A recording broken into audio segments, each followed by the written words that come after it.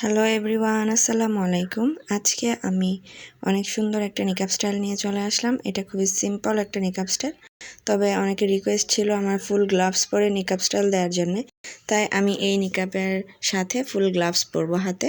তো সম্পূর্ণ ভিডিওটি দেখতে থাকার অনুরোধ রইল। প্রথমে আমি হিজাব স্টাইলটা করে নিচ্ছি। এটা খুবই সিম্পল একটা হিজাব স্টাইল হচ্ছে। প্রথমে আমি গলার নিচে পিন করে নিয়েছি। হিজাবের একটা পার্ট একদম লম্বা নিয়েছি, আরেকটা একটু শর্ট নিয়েছি, আর শর্ট পার্টটা দিয়ে আমি পিছনের সাইডটাকে কভারেজ দিচ্ছি। এরপর হিজাবের লং পার্টটাকে থুতনির নিচ থেকে ঘুরিয়ে নিয়ে অপর পাশে একটা পিন দিয়ে সেট করে দিলাম। এখন আমি নিকাবটা পরে নেব এর উপরে, আর কাঁধের এই পাশের হিজাবটাকেও আমি সামনের দিকে নিয়ে আসছি এবং এইখানটায় আমি পিন দিয়ে ভালোভাবে আটকে দেব। যে লম্বা পাটটা ছিল সেটাকে আমি সামনের দিকে নিয়ে আসলাম এবং এইখানে পিন দিয়ে ভালোভাবে সেট করে দিচ্ছি। এই যে বড় বড় যে পিনগুলো রয়েছে এগুলো আমি কাঁধের উপর লাগিয়ে দিচ্ছি।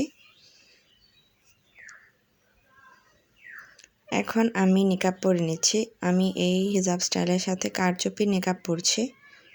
এই নিকাবটা ভিডিও ছাড়ার পরে আমার অনেক ভিউজ আসছে, তাই ভাবলাম যে আবারও একটা ভিডিও করে ফেলি এই নিকাব দিয়ে। তো এখন আমি নিকাবটাকে পরে নিলাম। এরপর আমি নিচের মাস্কটা খুলে নিয়েছি। এখন অপর কাঁধেও আমি আরও একটা পিন দিয়ে ভালোভাবে সেট করে দিচ্ছি। তো এখন আমার হিজাব নিকাব স্টাইল শেষ। এরপর আমি এই যে মোজাগুলো নিয়ে নিয়েছি, হাত মোজা। এই দুইটা মোজা আমি এখন হাতের মধ্যে পরে নিচ্ছি।